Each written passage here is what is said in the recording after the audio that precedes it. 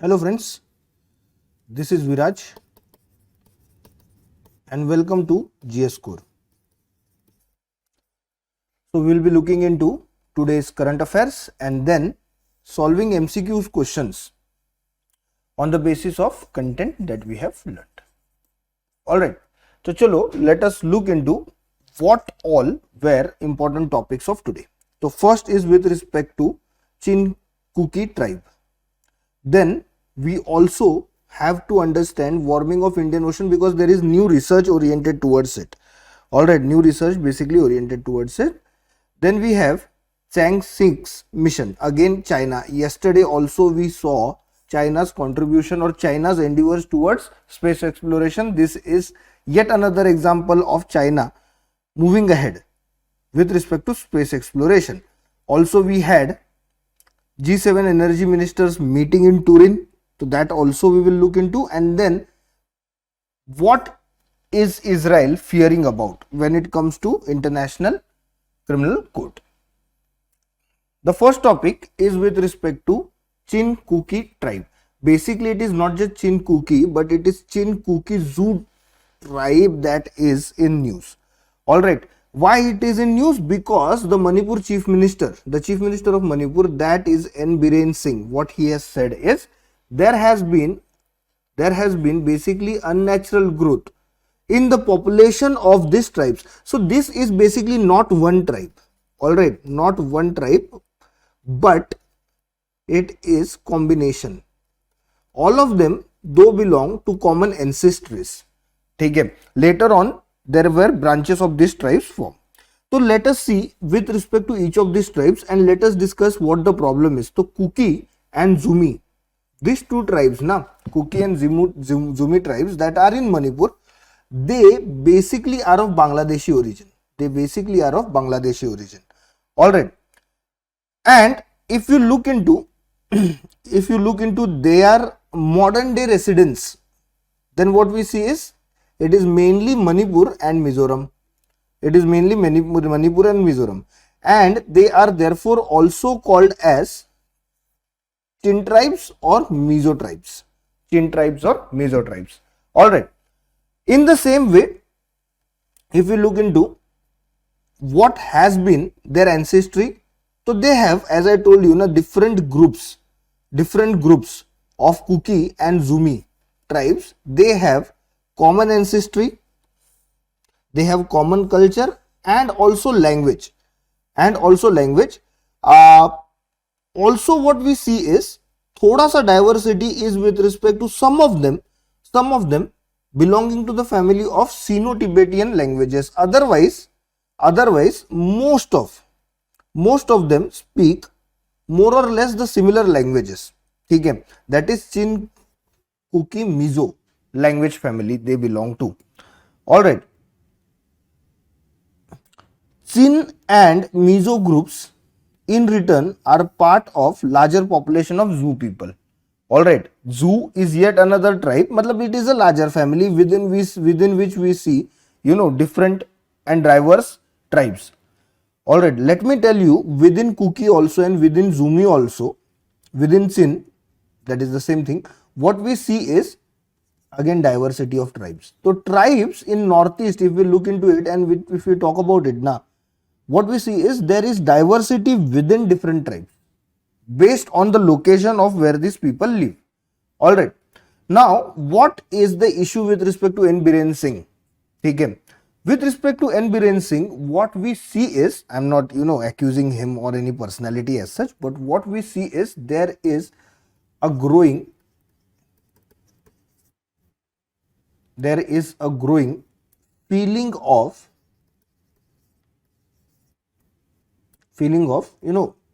distrust amongst different tribal groups in Manipur. Alright, in fact, what we also saw is whole of Northeast to a certain extent going through unrest caused between different tribes. So if I talk from prelims point of view now, what is important? It is important for me to know location of these different tribes, whichever are in news. Alright, obviously you cannot study about all of them, there are many. Second is the position that they hold with respect to governmental recognition. For example, some tribes are given the status of scheduled tribes where the others are not. So you need to remember them. Alright, you basically need to remember them. Moving on to the question.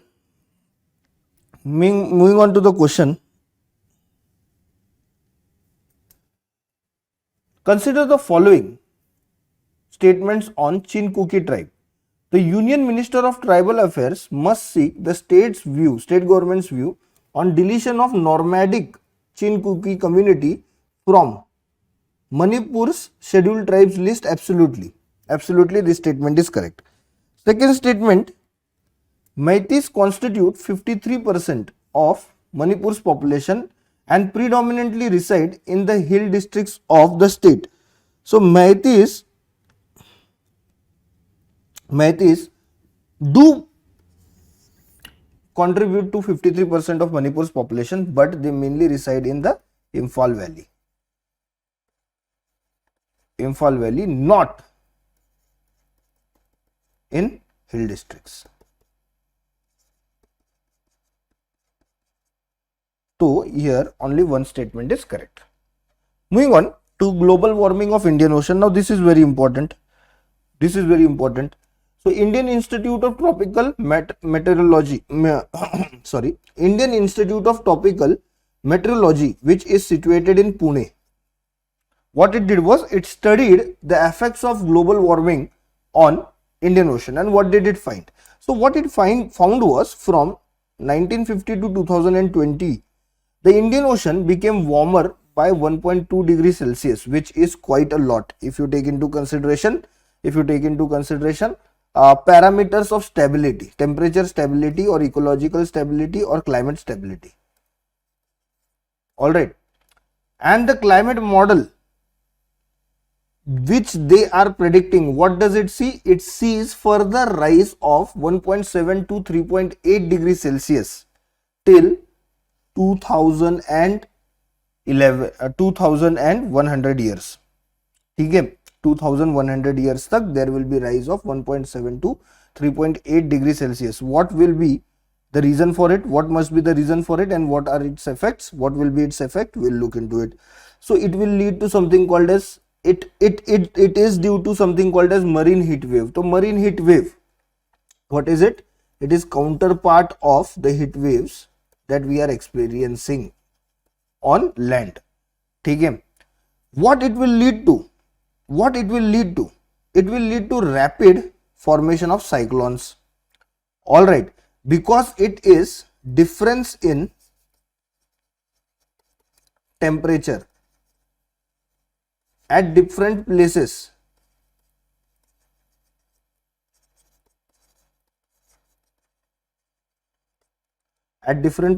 In oceans, that what happens? Cyclone is formed.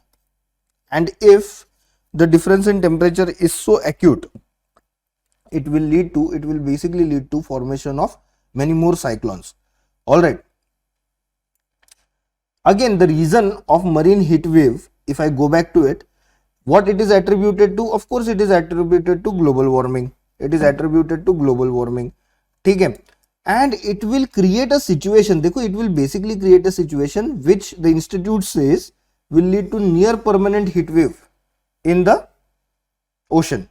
And this near permanent heat wave मतलब हमेशा गर्म ही रहेगा ocean. What it will in turn lead to? It will in turn lead to accelerated coral bleaches, and this will again lead to collapse of island countries like Maldives, because Maldives is nothing but corals. If corals are bleached to such an extent, then what will happen is they will disappear. It will also lead to seagrass destruction. So this in effect will lead to life of fishes being compromised. Alright, loss of kelp forest, and it will, as I was telling you, affect the fishing sector. heating of the ocean was not merely, what they found is heating of the ocean was not merely restricted to surface, but it is something that will go deeper. All right, deeper, and the overall heat content of the ocean will go up or will increase. Rising heat content will lead to rising sea level also. Obviously water will expand, and this will, on heating, water will expand and this will lead to rising sea level. Heat will cause volumes of water to increase, which will be termed as thermal expansion of water, and this will be responsible for more than half of sea rise in Indian Ocean region. Alright, more than half of sea rise in the Indian Ocean region. Rest of the half will come from glaciers and sea ice melting. Alright, so both these aspects will contribute. Expansion of seawater,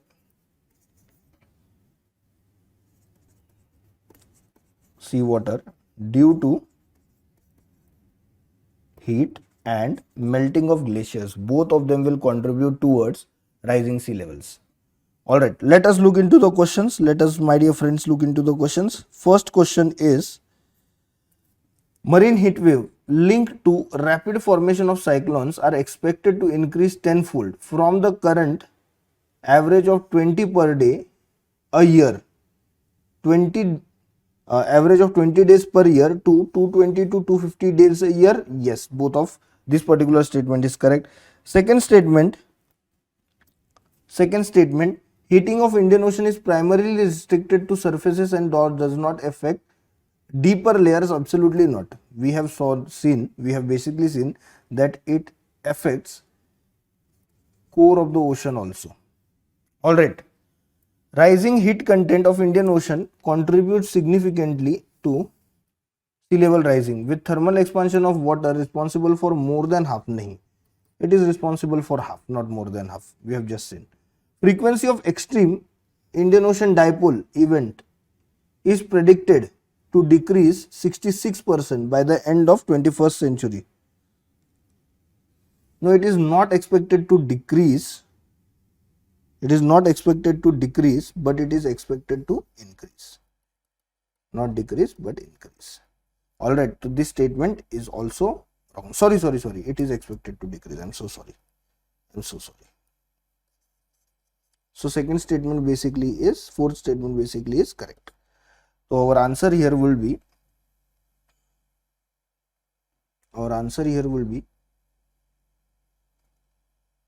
okay, let me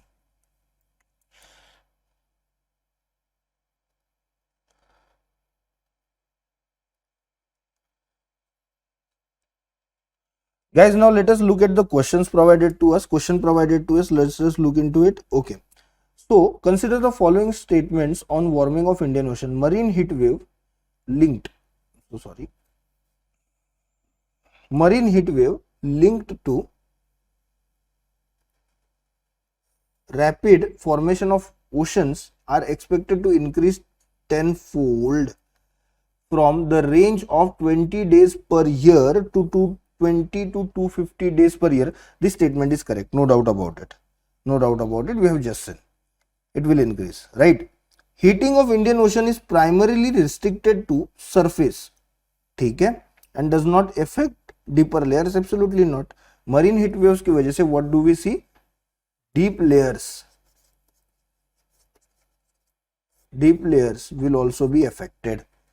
All right, third statement, rising heat content of Indian Ocean contributes significantly to sea level rise, with thermal expansion of water responsible for more than 0.5% of the observed increase. देखिए, at this point of time thermal expansion is responsible for more than 50%, but with time when glaciers will melt, both of them will contribute 50-50. The third statement is also correct. Fourth statement, the frequency of extreme Indian Ocean dipole event is predicted to decrease by 66% by the end of 21st century. Nahi, decrease nahi, it will increase. It will basically increase. Okay. So fourth statement is not correct. Our answer therefore is 1 and 3 only. A is the right answer. Moving on to question number, we're moving on to the next topic, and this is with respect to Chang'e 6 mission. So it is said to be launched by China. Alright, Chang'e will be an attempt to land on northeastern side of the moon, okay, which is also called as South Pole, which is also the South Pole of the moon and also called as acting basin. Alright, acting basin. It is the oldest known impact crater in the solar system. What is crater? Khadda, hole caused by impact of an asteroid. Alright, चलो आगे बढ़ते हैं. The southernmost landing where was carried out in February by M1, a joint mission between NASA and Texas-based private firm Intuitive Machines. So already the landing at that position has happened recently, ठीक है, and it has been done by NASA. It has been done by NASA in collaboration to a private entity. The upcoming mission, why it is important? Because observing the far side of the moon is a bit difficult. Why? Because moon's revolution and earth's rotation happen at the same time, and hence far side of moon is rarely visible or not visible basically. Hence this mission is important. So it will look into the hidden side of the moon. So let us look at the question. What are the question provided? Chang'e will be the first ever attempt to return dust and rock from lunar far side. Now this statement is correct. Second statement, China was the first country to achieve soft landing on lunar far side with Chang'e 4 mission. Now this statement is not correct. This particular statement, this statement is actually correct. Okay. They did it with Chang'e 4 mission. Third statement, Chang'e aims to address questions about dichotomies between lunar near side and far side, as well as provide insights into early impact history of the lunar system and geological evolution of the moon. This statement is also correct. Answer is all the above statements are correct. D is the answer. Okay.